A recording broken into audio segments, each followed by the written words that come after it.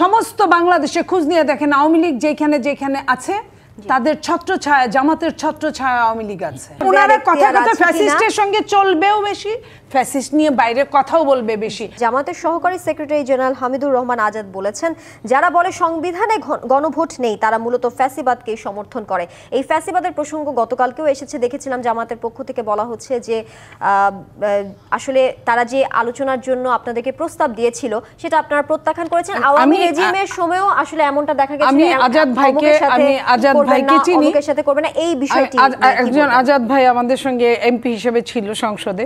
সেই আজাদ ভাই এই ধরনের কথা বলার আগে যেহেতু সংসদে ছিল, ওনার সংসদের ওই ধারাটা উত্থাপন করেই বোধহয় বলা উচিত ছিল যে যারা বলে তারা ফ্যাসিস্টের সহযোগী, না বলে বরং বলা উচিত ছিল যে এত নাম্বার ধারা এত নাম্বার ধারা এই বলা আছে, সো এটা করলে কোনো সমস্যা নাই, বরং এটা করলে আর সংসদকে দরকার নাই।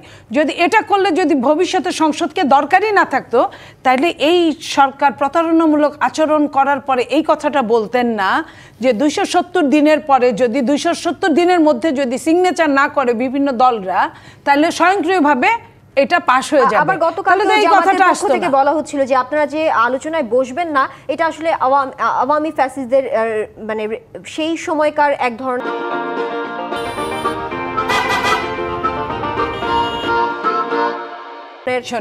কথা বলতে তো ট্যাক্স লাগে না বাংলাদেশে, তো কথার উপর তো ট্যাক্স দেয় না। যারা এত ফ্যাসিস্ট করে আপনি দেখেন সমস্ত বাংলাদেশে আমার জামাতের ভাইরা কয়টা আওয়ামী লীগকে মামলা করেছে। সমস্ত বাংলাদেশে খোঁজ নিয়ে দেখেন আওয়ামী লীগ যেখানে যেখানে আছে তাদের ছত্রছায়া জামাতের ছত্রছায়া আওয়ামী লীগ আছে।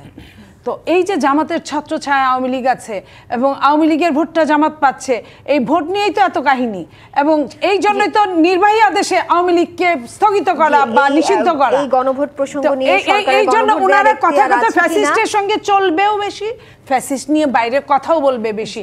কারণ ওই যে তার পাত খালি মানে আমার পাত খালি, তাকে খাবার দাও, এরকম ওনারা এটা বুঝাতে চান জনগণকে। বাংলাদেশের জনগণ সচেতন মহল।